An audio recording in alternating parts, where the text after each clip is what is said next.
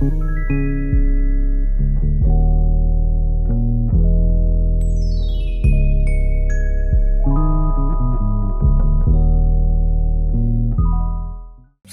امروز میخوام هرزنامه رو براتون توضیح بدم و اینکه چجوری رو سایت بذاریمش رو براتون عملی انجام بدم. خالق وردپرس اسمش مت هستشی. بعد اینکه وردپرس رو منتشر میکنه میبینه که یک سری ربات ها، کرمای اینترنتی و افرادی مدام توی سایت های وردپرسی کامنت های تبلیغاتی میذارن، کامنت های فیک میذارن.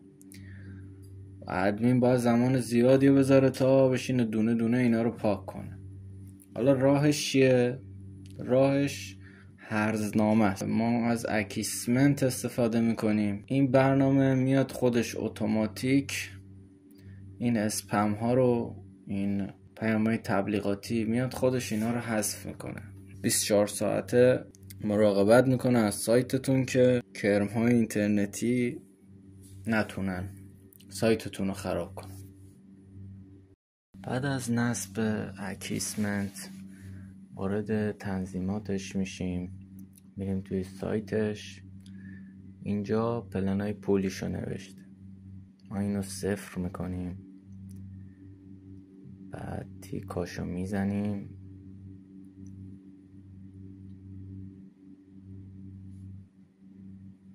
حالا اینجا یه ایمیل باید بهش بدید و سعی کنید یه کشوری انتخاب کنید که نزدیک ایران باشه، چون ایران جزش نیست. ما اینجا عراق رو انتخاب میکنیم، کد پستی 5 رقمی.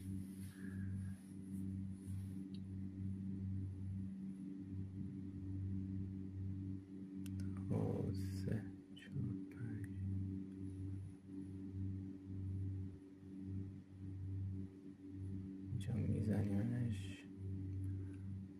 من با این ایمیل یه بار اکانت ساختم، ایمیلمو تغییر میدم.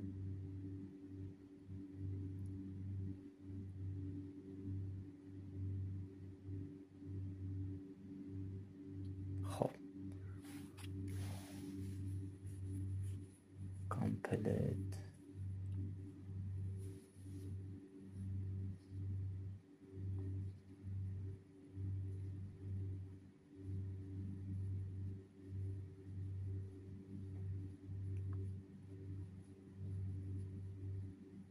خب حالا یه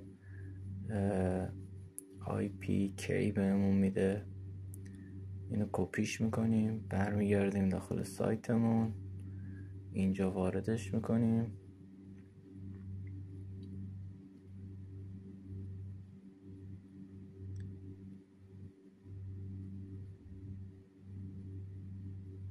بعد تمام.